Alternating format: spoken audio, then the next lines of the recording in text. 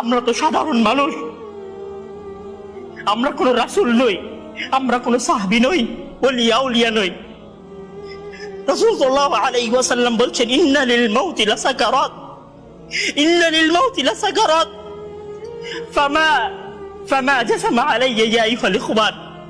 আমাদের কি হয়েছে আমরা মৃত্যুকে ভয় পাই না? আমাদের কি হয়েছে আমরা মনে করি না যে আমরা মারা যাব? পৃথিবীর সর্বশ্রেষ্ঠ মানুষ, সর্বশ্রেষ্ঠ রাসূল দুনিয়া থেকে বিদায় নিলেন, তার সাহাবীদেরকে ছেড়ে তিনি দুনিয়া থেকে চলে গেলেন, ওপারের জগতে পাড়ি জমালেন। আমাদের কি হয়েছে যে আমরা বিশ্বাস করতে চাই না, আমরা প্রস্তুতি গ্রহণ করি না মৃত্যুর জন্য? আমি আপনি কি মনে করি যে আমরা চিরদিন বেঁচে থাকবো? আমি আপনি কি মনে করি যে আমার গ্যারান্টি রয়েছে আমি সালাত আদায় করে আমার রুমে ফিরে যাব? ভাইয়েরা, মৃত্যুর জন্য প্রস্তুত হন। মহান আল্লাহ তাআলা আমাদের সবাইকে মৃত্যুর জন্য প্রস্তুতি গ্রহণ করার তৌফিক দান করুন। আল্লাহ রাসূল তার নিজের মায়ের কবরের পাশে দাঁড়িয়ে অঝোর দাঁড়াই কান্নাকাটি করছেন।